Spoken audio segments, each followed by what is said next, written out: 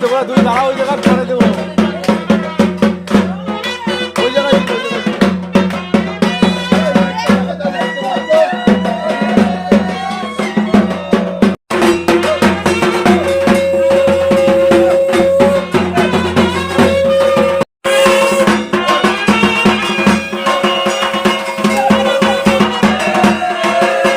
আর এখানটাতে ও সকলকে গামছা দিচ্ছিল আর আমার তো এদের সকলকে দেখে ঘুম তো নিমেষের মধ্যে উধাও হয়ে গিয়েছিল, জানি না কেন।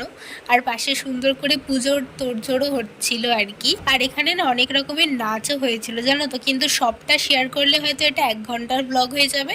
তার জন্য বলছি তোমরা যদি দেখতে ইন্টারেস্টেড হও তাহলে আমাকে কমেন্ট করো, আমি তোমাদের সাথে শেয়ার করব।